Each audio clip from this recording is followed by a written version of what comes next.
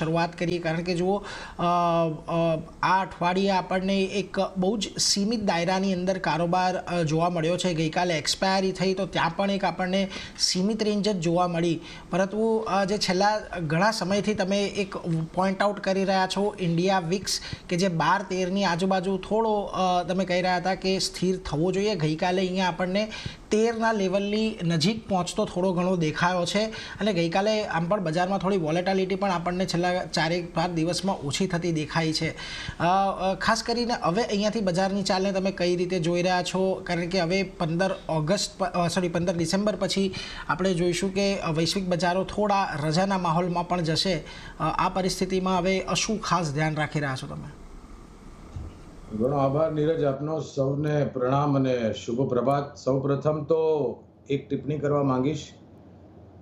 વિશ્વ શતરંજ પ્રતિસ્પર્ધામાં ડી જુકેશ જે આપણા છે એમને સૌ પ્રથમ સ્થાન મળ્યું છે ગઈકાલે અને સૌથી નાના વિશ્વ ચેમ્પિયન બન્યા છે. તો એમને તમારી તરફથી અને આપણા બધા તરફથી અનેક શુભકામનાઓ. મારા ખ્યાલથી આ પદ આ ઉંમરે જે એમને હાસિલ કર્યું છે એ મારા ખ્યાલથી બહુ જ મોટી વાત છે અને એમને અનેક શુભકામનાઓ આપણા બધા તરફથી. અને આશા રાખીએ કે આવી રીતે જ જે આપણા યુવા છે એ આપણા દેશનું નામ આગળ જઈને સર્વોચ્ચમ સપાટી પર લાવીને ઊભું કરે. બજાર પર જે તમે પ્રશ્ન પૂછો છે તો આપણે નિરંતર કહેતા રહેતા જ્યારે 15-16ની આસપાસ ઇન્ડિયા વિક્સ હતી કે 13 અને 12ની આસપાસ આવે ઇન્ડિયા વિક્સ, તો જે ઉઠાપટક છે નીરજ એ આગળ જઈને ઓછી થઈ શકે છે અને હવે ધીરે ધીરે બજારમાં જે ચાલ છે એમાં દર્શાવી રહ્યું છે. વિદેશી સંસ્થાગત રોકાણકારો રજા પર જતા રહેશે આવતા અઠવાડિયાથી, ક્રિસમસ અને નવા વર્ષની રજાઓ પર જતા રહેશે.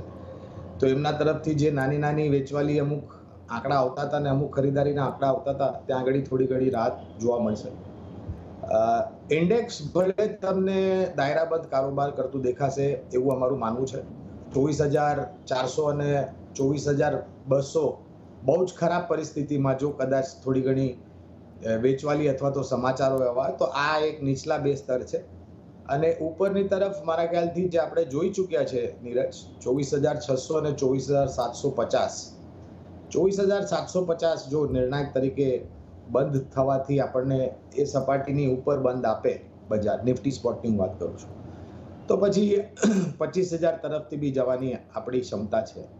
પણ મારું એવું માનવું છે, જે મેં છેલ્લા 2 અઠવાડિયાથી કહું છું, કે બજારમાં સ્થિરતા આવે એ વધારે પડતું મહત્વનું છે અને બજાર એક નીંવ બનાવવાના એટલે કે ફાઉન્ડેશન બનાવવાના પ્રયાસ કરે, જેનાથી આપણે હવે નજદીકના ભવિષ્યમાં જો ઉપર જઈશું તો ત્યાં આગળ આપણને ટકી રહેવા માટે અને ત્યાંથી ઉપર જવા માટે સહારો મળશે.